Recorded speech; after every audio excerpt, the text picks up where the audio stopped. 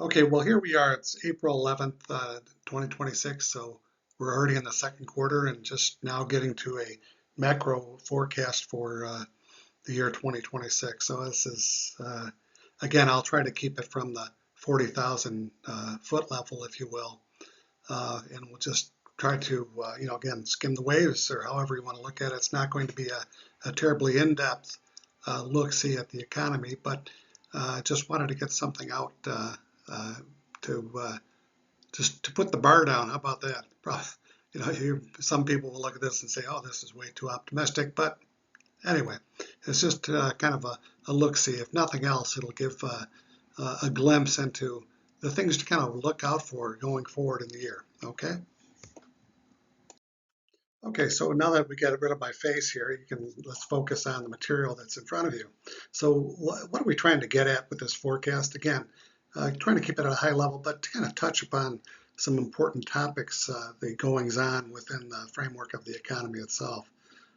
So again, the main question, we'll start with that. How can the U.S. grow in 2026? That's our objective, right, is to grow the economy. Well, with cooling inflation, labor markets that are topsy-turvy, and everyone's concerned about that AI, artificial intelligence. And then on top of that, too, with considering issues with inflation and so on and so forth, the monetary policies that are currently out there and how they will roll out through the course of the year. Again, a lot of unknowns, and typical forecast fashion will just kind of touch upon these things to highlight their significance again going forward. Lastly, also fiscal policy shift. Where are we at with this? Remember now, this is an election year. So this is a midterm election year, I should say. So there's a lot at stake. What policies will be, taking issue kind of going forward. Without getting into the politics, the idea again is that what policies will be implemented going forward in terms of if there's a Republican victory, for example, or if there's a Democratic victory, what's going to be happening with what the fiscal terrain is going to look like kind of going forward. Now looking at it from starting with the economic lens. So what we're trying to do is take a look at the big picture again, these aggregate demand, aggregate supply features along with that. So again, overall growth, overall demand, overall supply, productivity growth. What does that productivity look like? Yes, we'll be seeing productivity, but where is that productivity coming from? It's not primarily coming from labor. We know that. It's coming from the capital side of things in terms of artificial intelligence and so on and so forth. And so that's going to certainly be causing a disruption, but productivity is always or most always a good thing, right? Unless, of course, you're the one that is being replaced. I shouldn't put it that way, but those are the fears that are certainly out there. And that's where this labor market adjustment is going to come into play. Is AI going to be replacing jobs? Yeah, certainly. Is it going to be causing disruptions in the labor market? Yes, absolutely. But how is it going to, what is the net effect kind of going forward? And it's kind of hard to get your head wrapped around it for just this small scope of a year. And now we're really only talking about 3/4 of the year, right? Anyway, we'll be looking at this as well. And the policy transmission in terms of what are the policies that are going to prevail, right? As we've already talked about, monetary policy going forward. Is the Fed going to be lowering the Fed funds rate, et cetera?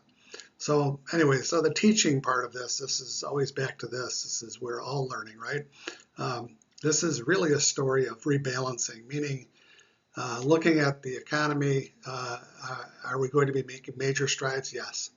Are there going to be ups and downs? Yes. We will be seeing some supply improvements, hopefully. Again, guardedly, hopefully, meaning in terms of producing more fossil fuels for sure, and also adding more supply in terms of production facilities. If in fact we do have that capital investment, that brick and mortar investment coming into the country from abroad, and also the financial portfolio type of investment in terms of foreigners investing in the U.S. And it's in the domestic economy. Prices moderating. It's kind of hard to see now because with the conflict with Iran. And employment changes. This is again going back to the AI. How that's going to impact impact employment. But we do see, or at least hopefully again, we see some improvements so far as employment is concerned, particularly going forward in probably third and fourth quarters of this year. So again, the bottom line is that we're looking at moderate growth, and by moderate growth, we would like to see, obviously, a 3% growth. Is that going to happen? I don't know. This year, again, with the conflict in Iran and the issues that have kind of been brought on by that, all the market disruptions, and hopefully some of this the picture will be better so far as inflation is concerned. But again, this depends upon a lot that's going on with Iran. And we would like to see disinflation or continued disinflation overall, even though the last couple of months we've probably seen a little higher uptick than we would like. Nonetheless, we've been seeing disinflation, meaning the inflation coming down at a lower, or the inflation numbers showing up at lower levels kind of going forward. We still have inflation, so we see deflation in terms of that inflation, the amount of inflation decreasing from one period of time to the next, 1 month to the next, but actually what we call that disinflation. So rather than being at 4%, we bring it down to 3.5%. We still have inflation, yes, but it's at a lower rate. And again, when we talk about the labor market, are we going to see a lot of growth? Again, we don't know how this is going to play out with artificial intelligence, but the thought is, at the very least, that it's not going to cause disruptions medium to longer term, meaning over the course of the next couple of years, for example, we will see this continued rebalancing, if you will, right? Okay, so, welcome to Econland, where we talk about assumptions. So, the term comes up, ceteris paribus, holding all else equal. And we're noted for doing this, but the point again is that we want to try to get a view to isolate different things in the economy, what the different components are. So the first thing we're looking at, of course, is the geopolitics, which is always a major role. This is what we call it, like an exogenous impact on the economy. So is the situation in Iran going to be settled quickly, or is it going to stretch out over time? Is it going to cause more disruptions? Is it going to collapse in on itself, or is it going to expand outward? We don't know. So these are things that we want to look at. And so we're saying, at least so far as this discussion is concerned, we would like to see that the geopolitical nature of what's going on with Iran in particular is going to subside. It's going to normalize. Energy supply rises, so it's kind of hard to see now when we see 20 million barrels of oil being taken out because of the Strait of Hormuz. But we do see, and natural gas, of course, as well. But we do see, depending upon the first thing, there's geopolitical stabilization. Then the energy supply will certainly rise, at least domestically in the U.S. And it's important to keep in mind that when we talk about the U.S. being independent, so far as our fossil fuels are concerned, that truly is the case. We are net exporters, and again, for a variety of reasons, the way we have our refining capacity, it's geared toward certain types of oil, and frankly, much of the oil that we produce in the U.S., the crude oil, a good portion of it is exported already. We do import other refined products primarily from Mexico and Canada, but regardless, this overall supply view of energy, which is a major component of that inflation, both at the consumer level and also, of course, at the producer level. Consumer level, think about it in terms of gasoline prices, and at the producer level, Think about it in terms of diesel fuel prices, right? And always keep in mind that that producer is going to do what? Pass those costs on to the consumer, or it's going to pass it back to the owners of those productive resources in the form of lower compensation flowing to, all of the four components of that productive resource mix: labor, entrepreneurship, capital, and here comes AI. So AI is not going to slow down. In fact, it will probably escalate the impact of AI in the economy, and it's definitely going to, and it already has shown signs of increasing productivity. Again, this is that productivity which typically in the past has been, we attach that to labor, but it's really not labor. Most of this is coming through the capital side, meaning that physical capital that where we add technology to the mix, and AI certainly fits the bill. So again, productivity is going to improve, but the employment effect it's going to be uneven, if you will, across all sectors. Many sectors anyway. It's going to is it going to be replaced? Is it going to be replacing jobs? Yes. Is it going to be adding some jobs? Yes. Again, this is that the TBD, right? To be determined, which is a lot going on in 2026. So the trade part, this is the interesting part that people kind of miss, is that we will certainly, so long as we have an increased economic activity in the U.S., we will see increased imports and exports. Ideally, I suppose you'd like to have more exports than imports. You'd like to have a net exports number that is positive, if you will, exports minus imports. Nonetheless, due to such things as tariffs and so on and so forth, the imports do not harm us quite as much. And we could get into conversations about who pays for the tariffs, but we'll leave that go for the moment.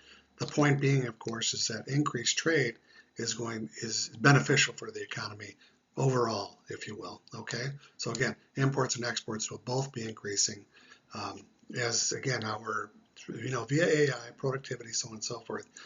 That global demand is going to improve. And keep in mind that when these countries agree to these tariffs, part of it has to do with that's their buy-in to the U.S. economy.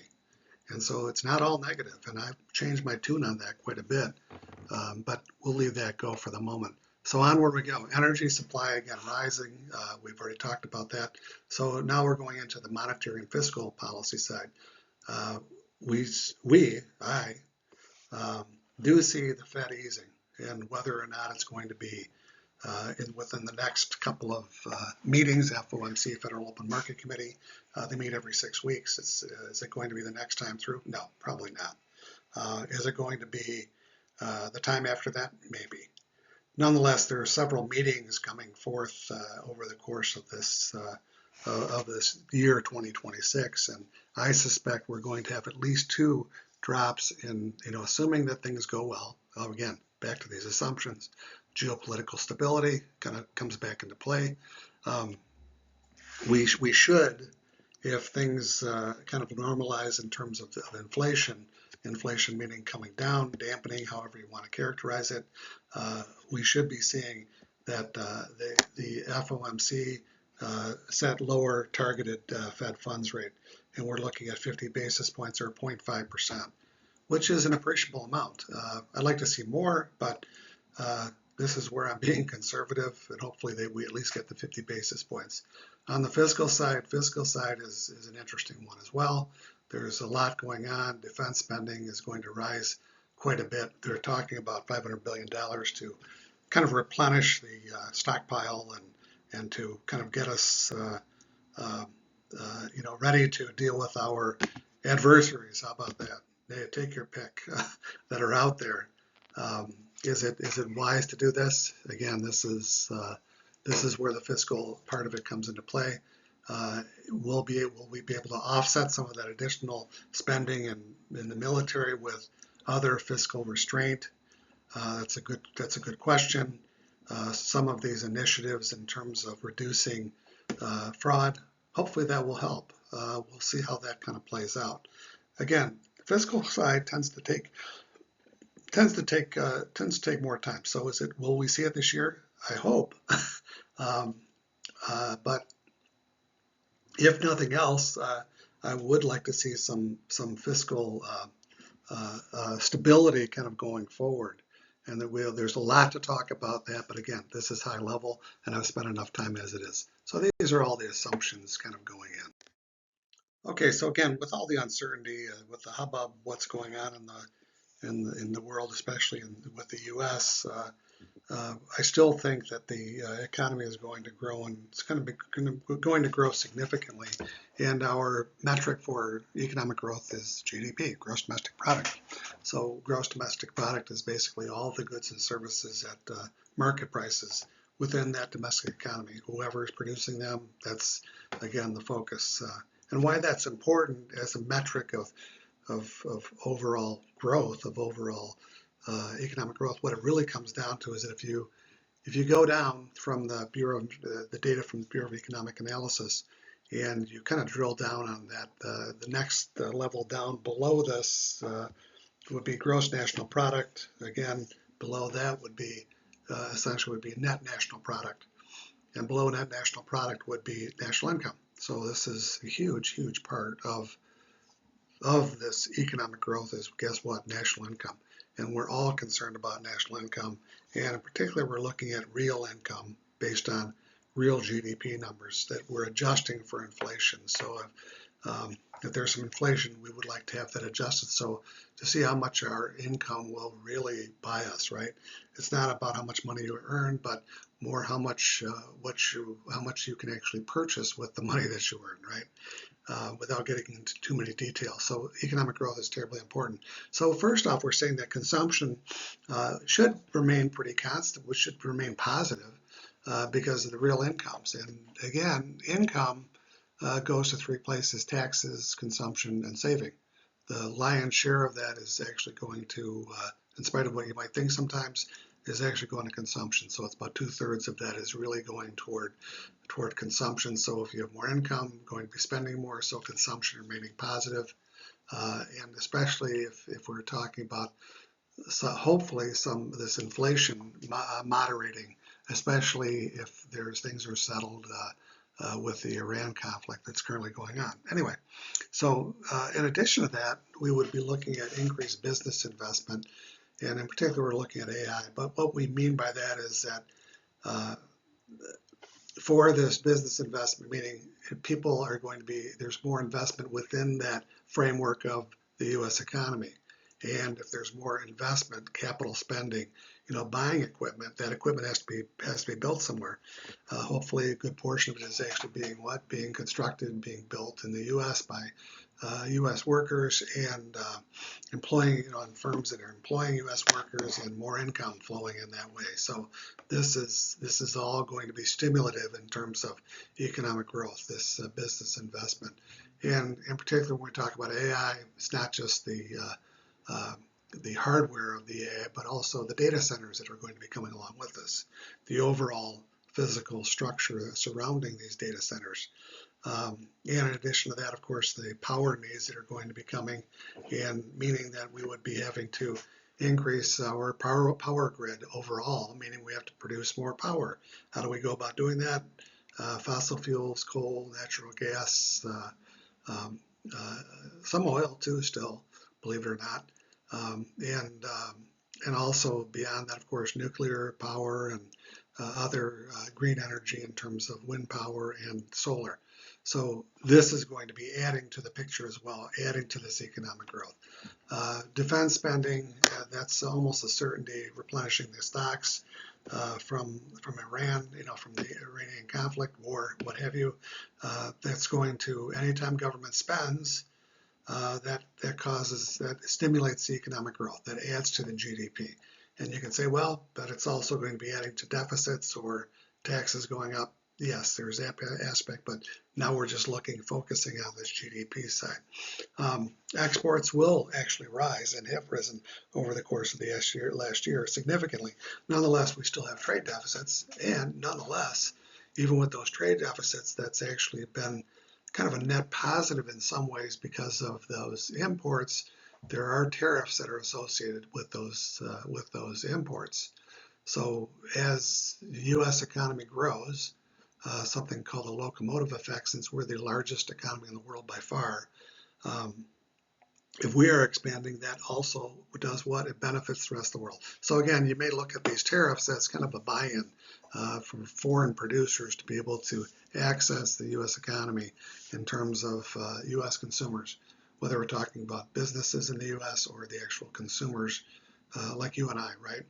Anyway, so exports will also rise. Again, that's going to be positive, if nothing else, in terms of fossil fuels being exported from the U.S. because we are, again, we're the largest producer of fossil fuels in the world. Uh, when we produce more oil than anyone else, and we produce more natural gas than anyone else as well. So again, the result is that we will be seeing some GDP growth. I would like to see 3% or more, and most people are not looking at that again because for a variety of reasons. But again, this is my forecast, and I would like to see this. Is it going to hit that mark? Maybe, maybe not. But I'm keeping my fingers crossed, and I'll say yes. I think it is going to hit 3%. I would like it to go much, much higher because all of us want more income, right? So we're saying the consumption is going to remain pretty solid. Because again, when I said before about consumption, that's the biggest portion of that income, which an income is the lion's share of that economic growth, and consumption is the driver behind more economic growth, increased economic activity. The more that consumers consume and businesses consume and government consumes, the more the firms go about supplying, increasing the supply. So investment again is strong, whether we're talking about investment from foreign investors coming into the U.S. to kind of avoid some of these the problems with imports, but not just foreign investment, it's a huge portion, but also with domestic investment on the rise, especially if you see because of the tax part of tax relief part of the big beautiful bill, but also in terms of I guess in general we're looking at increased investment across the board, especially again when you add in if the Fed actually does start to lower that Fed funds rate, driving interest rates down. Government, this is more of when we talk about the fiscal side, I don't see much movement this year, but if some of these things can be pointed out, if there can be some fiscal discipline, fiscal restraint kind of going forward, for a variety of reasons. Again, another topic, I'll just say that targeted government, probably not much of an impact in terms of reduced spending. In fact, it's going to increase spending because of the defense spending piece of it. That is a certainty. It's a significant portion, $500 billion are looking at, and whether it's going to be this year or not, it's going to be coming down the pipe at some point. Net exports, even though we still have, when we say net exports, we mean exports minus imports. And even though we still have higher imports and exports, that band is narrowing, so we should see the trade deficit itself starting to shrink a little bit. But overall, we would be looking at increased trade. So this is a positive thing going forward. Yeah, it's tough to be talking about inflation right now, especially when we're looking at situation again with Iran, because the Strait of Hormuz, last I heard, it was something on the order of 20 million barrels a day are at that choke point.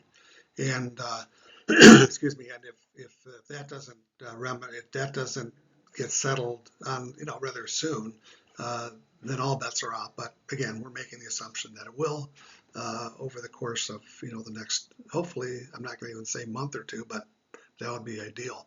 The sooner the better, so far as that's concerned. So regardless, there's going to be more domestic energy supply. That's been made clear, and that will again reduce. Remember, energy has a direct impact on prices, consumer prices, in terms of food prices in particular, because of diesel prices. When you see diesel prices now that are north of $5 and in some states north of $6 a gallon, that is definitely going to put a crimp into the profits for these firms that are shipping goods and services and they can't eat the cost, so it has to be passed on to someone, and ultimately it's going to make its way from the firm to the consumers, right, at the consumer level. So this is an important point, is that this energy piece of it, if things get back to the norm and increased supply equates with what? Lower prices, okay? Shifting the supply curve rightward without getting into any detail, it should make sense. If supply increases, that should lower prices. Goods channels, again, we're looking at imports and growing domestic supply chains rather. Um, uh, when I say increased growing domestic supply chains, we're made this transition from trying to wean ourselves from, we've already started that, trying to wean ourselves from being dependent upon overseas suppliers, based on, from our COVID experience. That's one thing, but also this goods channel, all of these things, there's an AI impact, increasing productivity, making scheduling, more efficient. All these things that kind of come along with it. So we should see some of that, where these increased efficiencies in that pipeline should help keep some of these prices down.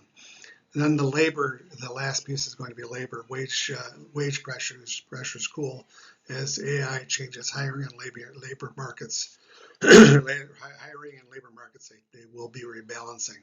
This is a tough one because we have seen an uptick on the services side so far as costs are concerned, and at least some of that is associated with AI because you're needing more and more technical people to be able to kind of to run the show, so to speak. But I still see that even in the short term, because AI can be implemented very, very quickly, it should have some impact on that. And again, this is I'll repeat myself. It's a bit of an optimistic forecast, but we'll see how things kind of go, how the things play out going forward. So again, the forecast itself we're pointing toward disinflation. In spite of the hiccup over the course of the last month or two, rising prices higher than otherwise would be the case, again, because of the war, the conflict going on in Iran. So we will be seeing more disinflation, meaning inflation, but at a lower rate. This is in the crystal ball, right? Meaning that slower price increases, not outright falling prices, but they will be moderating. Okay, that's really the idea. And tariffs may keep some categories elevated, but the broad trend is moderation.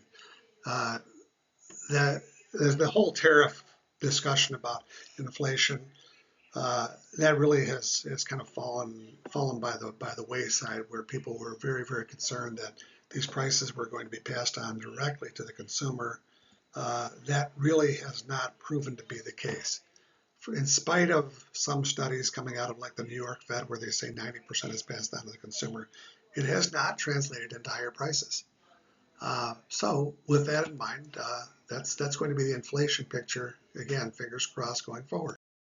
So this is another. They're all wild cards, aren't they? Really, but labor markets. It's going to be a real puzzle kind of going forward. But let's just take a shot at this. So labor markets. We say that employment first rebalances, which is a fancy word for saying that we will be seeing disruption with the rebalancing, meaning that we will see job losses. I suspect. At least that's my thought. But they will roll back in. People will be moving around these labor markets. I'm not going to say fluidly, and I'm not going to say efficiently, but the process has already begun, where labor is being redeployed within firms and between firms. So the first phase, again, the adjustment phase. Routine office information processing tasks become more automated. By accountants? No, not really, but it sure seems that way. Slowing hiring in some occupations, increasing the labor market churn. And again, we've already seen this. People are concerned about what? I've seen it in schools where people are concerned if their degree is going to actually get them that a job that it justifies this capital expense on the human capital side in terms of education. Is the investment worth the price, right?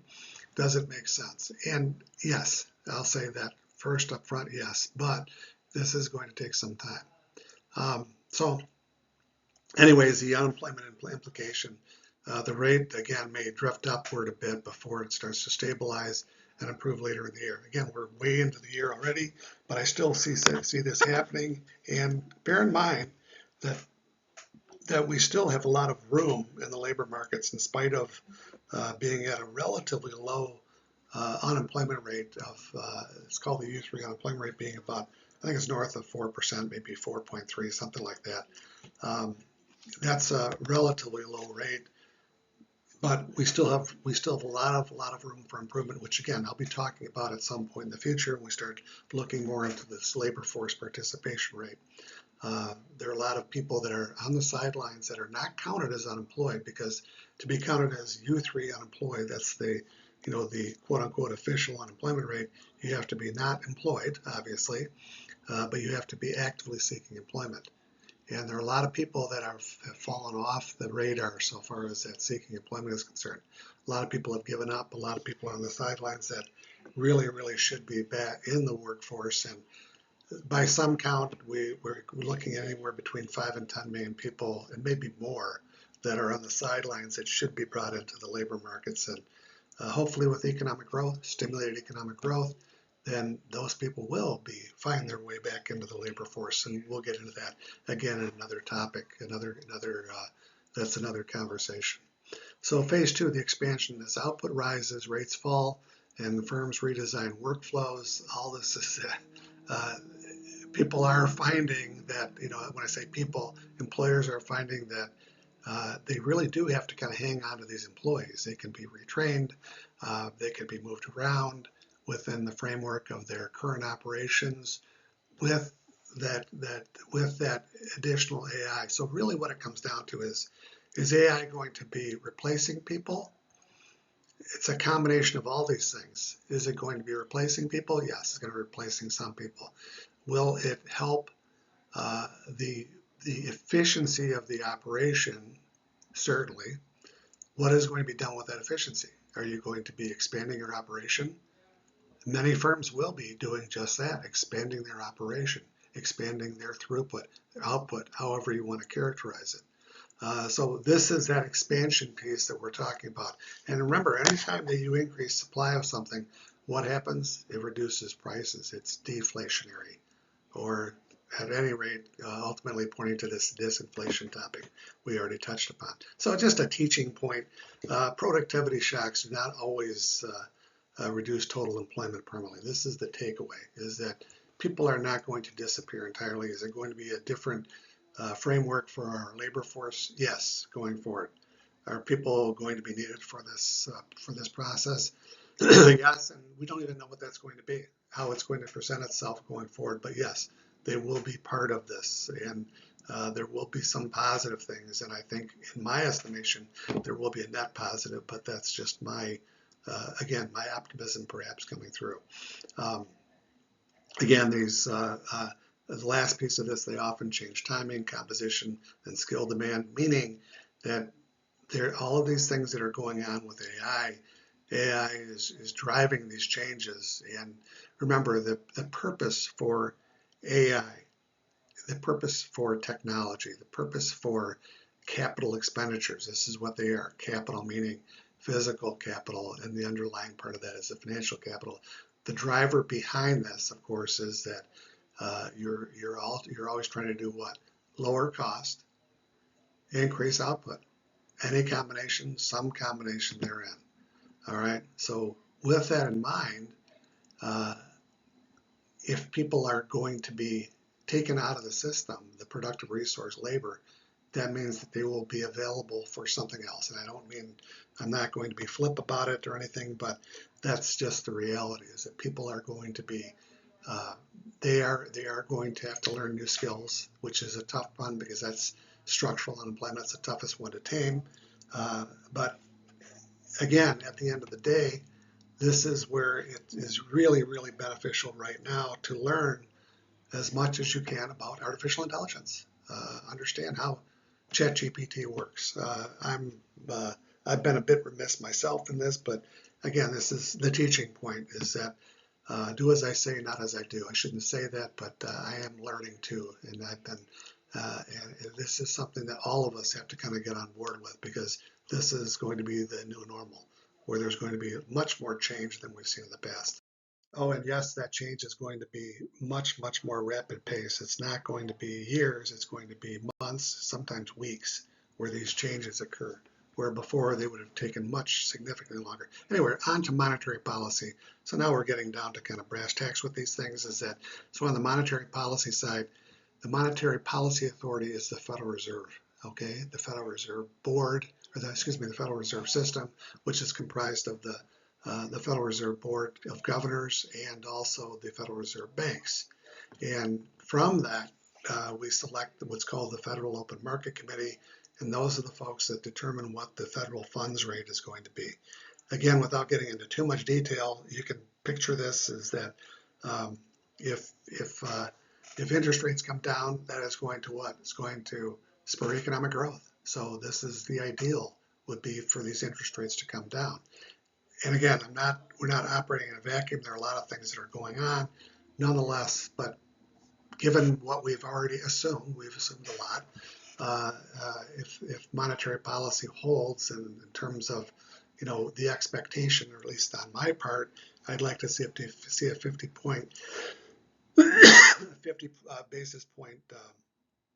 50 basis point fall in the rate. That would typically over two cycles of between, from one board meeting and 6 weeks later, or 12 weeks later, again 6-week increments, dropping again by another 25 basis points or 0.25%. That will equate to what? That will increase or spur economic growth, enable more economic growth. Again, lowering the Fed funds rate, lowering interest rate doesn't typically have. It certainly does not have as much weight or power as an increase. Higher interest rates, everybody stops. Lower the interest rate, there has to be some impetus, some reason, some rationale for people to go out there and borrow. At any rate, again, from that, we're looking at aggregate supply shifting to the right, shifting to the supply, more supply. That lowers inflation and gives the Fed even more room to ease, looking at that supply, that aggregate supply. Because again, by shifting that aggregate supply curve to the right, all else equal, that lowers prices. So this is kind of the critical piece to this. And lastly, when we look at the aggregate demand side, aggregate demand, this is again the overall demand in the economy. So we're saying that there's going to be sufficient aggregate demand to soak up that aggregate supply, that additional aggregate supply. Again, this is the term called effective demand. The bottom line is that the lower rates will certainly be helping housing, and that's a big portion of that demand. People wanting to purchase housing, to purchase other things, including cars and appliances, and it also, with lower rates, that also would be encouraging investment, investors in general. It would be spurring on economic growth in that sector as well. So monetary policy is very, very important in this. Again, this is the purview of the Fed, or the Federal Reserve System, Federal Reserve Board of Governors, and the Federal Reserve banks across the country. Okay, so this is the odd one, the fiscal policy. How can we say that we want to reduce government spending? That's fiscal. Remember, fiscal is taxes and spending, right? The fiscal authority is Congress. How a bill becomes a law, appropriations bill starting in the House and going through the Senate and hammering the details out and kicked up to the executive, to the president, to sign into law. So they are the keepers of the keys so far as fiscal policies are concerned, right? So how can we say that we want to get a more disciplined, fiscal authority out there when we're talking about buying an additional $500 billion worth adding $500 billion to the defense budget. Anyway, we could argue about that. We could discuss it, but this is kind of an odd piece to come into play. Is it something that we need? Yes. I mean, all of us would agree that we want to have a strong defense, or at least a strong enough defense that is capable of defending us, right? But anyway, that's kind of the groundwork that we're coming from. So this expansionary element, we're looking at defense spending again increasing by $500 billion. Demand rises in manufacturing, transport, technology, and contracted services. This supports output and employment in specific sectors. So what we're saying with this is that there's more spending from the defense side. However, when we're looking at that increases in manufacturing and so on and so forth, that could offset some of this to a degree. On the discipline side, meaning more specifically how we're going to kind of curtail some of the spending or control the spending. Non-defense spending grows more slowly, meaning that forcing more discipline on the other sectors in the economy. And this is always a tough one. This is a tough sell because everybody wants to reduce spending, or most people want to reduce government spending, but it's the old, well, yes, I want it reduced, but I don't want my piece reduced. I don't want my my amount of that spending that's directed toward me reduced. I want it for other people. Fraud should help. I mean, it should kind of instill some of discipline in this system, because I think that most everybody could agree that that fraud is something that everybody agrees that nobody wants fraud in the system. The first thing to do, of course, is to find the fraud, to isolate the fraud, and then to eliminate the fraud. So the other part of this is that people don't, we're supposing or assuming, and this is my assumption, that if we have economic growth, we would have more tax receipts. So with economic growth comes more tax receipts flowing forth from businesses and also from individuals. If we get employment up higher, more people employed, more income. The more income, that higher the GDP results in more income, and more income translates into what? More taxes being collected, and on top of that, the tax collection piece of it, which is not a huge piece, but always something I want to just include, because again, this whole tax tariff issue is something we'll talk more about this specifically kind of going forward. But this is an interesting kind of a new twist on things. Not entirely new, but new in terms of us kind of looking at it, these tariffs as being, something positive, something of a boon, because tariffs are always given a bad name. And I'm one of the people that kind of thought that, and I've kind of changed my tune on that. But at any rate, so again, this is not a broad Keynesian surge across every category. We're not going to be increasing spending. It's a selective fiscal push paired with revenue improvements and tighter controls outside of defense.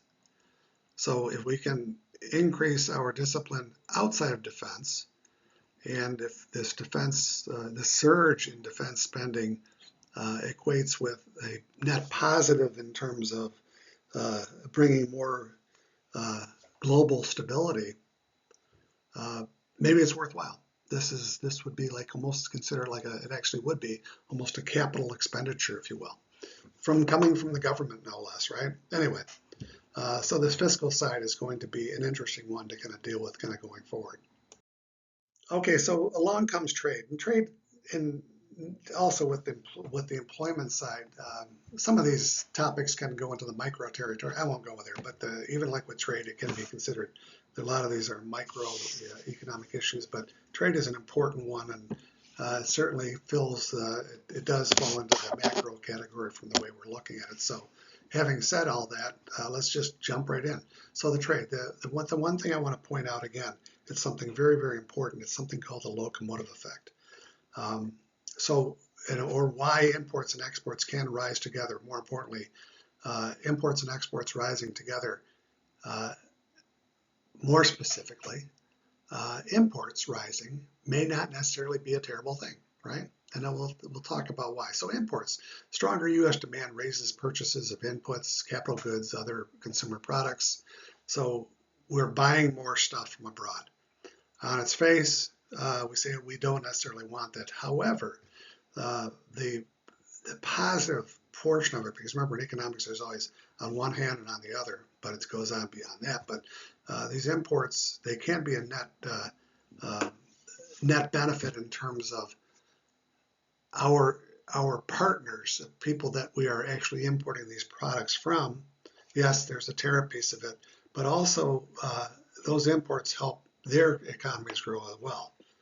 And so long as there's some balance, and when I say balance, there's some rationale where both sides benefit from it, and we could get into, again, more discussions about this some other time. We could get into exchange rates and lots of other things kind of go along with it. But so long as we're able to kind of balance this in a manner that both sides benefit comparative advantage, then this is not a bad thing. Even running, higher imports, if you will. Higher trade deficits, not necessarily a bad thing. Nonetheless, exports are going to continue to rise, and hopefully that will narrow that trade deficit. And I foresee that coming, especially if we have increases in terms of fossil fuel exports, energy exports. And I just heard something that super tankers, I never realized that super tankers can carry I think anywhere from 1 million barrels of oil or product up to, I think the largest one can carry up to 4 million barrels a day. Bear in mind that the U.S. consumes about 20 million barrels a day, so that's 5 super tankers, 5 super duper tankers. Anyway, exports will certainly, especially if we talk about it in terms of this AI advancements, where we're able to improve our already productive domestic markets. And with that in mind, increasing supply, lower prices selling abroad, that would be a net positive for the U.S. in terms of increased exports. And on top of that, this is something I didn't include in this, but when we talk about import prices have certainly gone up. There has been some inflation. But the interesting thing about it is that export prices themselves have actually gone up significantly more than import prices. Just something to kind of keep in mind. Lastly, tariff receipts, we've already beat that one to death, but that's additional revenue flowing into the federal government, meaning that it would help reduce some pressures on those deficits, help to bring the deficits down to a lower number than they otherwise would be. Whether we're talking about $200 billion a year or some number higher, it's not huge when we're talking about $2 trillion deficits, but it does help. So again, for students, the key insight is that a healthier global environment can increase gross trade flows. This is that locomotive effect piece that we're talking about. The U.S. having the largest economy in the world by far. When we're importing, we're helping these other nations to grow as well. And again, even though the trade deficit is not going to disappear, not anytime soon, there can be a net positive. It does not translate in terms of GDP, because GDP, we look at what are called net exports minus imports, and we certainly have more imports than exports, and that's not going to change anytime soon, at least in this forecast. That's this year, right? Anyway, you get the idea. So just kind of a walkthrough about what we've already talked about in this kind of too long presentation. So early in 2026, and we're already past that, aren't we? Supply improvements pull inflation lower.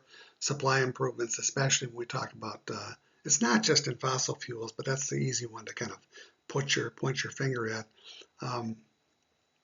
By the increased production of our own, we're still driven by quote unquote world prices, but certainly by increasing supply of fossil fuels, that helps bring down those, again, quote unquote world prices. And this AI adoption, that's going to again be more efficient, and that lowers prices too, right? Keep that in mind. Ultimately, it does make it through to the consumer, or depending upon the way things work, more quickly, hopefully, but it does make its way to the consumer. Labor markets will certainly feel this adjustment first, meaning there will be a reduction eventually, and I say eventually, this is early on in 2026, and things are already kind of moving fast, but it's already shown some reductions in the cost of labor because AI's productivity has reduced the amount of labor that's employed and also the type of labor. And there's a negative part of that, but there's also a positive part of it in terms of lowering prices. So by mid-2026, so by June-ish, if you will, again, hoping that things kind of improve so far as the war is concerned, et cetera. Trade conditions should improve. Defense spending, or the demand for defense becomes more visible because of the pressures placed on that, specifically coming from the Iran war, having to replenish those supplies, and hopefully the Fed will find a way to justify lowering the Fed funds rate a bit, because lower interest rates are better for us, the consumer, and also for the firms. And in addition to that, reduces some pressure on the federal budget, if you will, because that would help lower interest rates that would be driven, so far as the U.S. Treasury is concerned. Anyway, so by the fall, hopefully fall meaning October, hopefully we will have seen two drops from the FOMC, the Federal Open Market Committee, 2.25% drops, getting us 50 basis point. And hopefully that will, again, a lot of hopefuls going on here, that will encourage further spending, further consumption, more borrowing, in a good way, right? People are there, as long as you got disciplined borrowing, nothing wrong with that. And by late 2026, this is fast approaching, we hopefully to see some of this rebalancing so far as employment, labor markets are concerned, in spite of, or in some cases because of this AI. And takeaway is that we want to see more economic growth. We want to see that GDP at 3% or higher for the year. Keep our fingers crossed, and don't hold me to it on this, folks. This is just I just want to do a quick walkthrough on this, but we will have more to say going forward.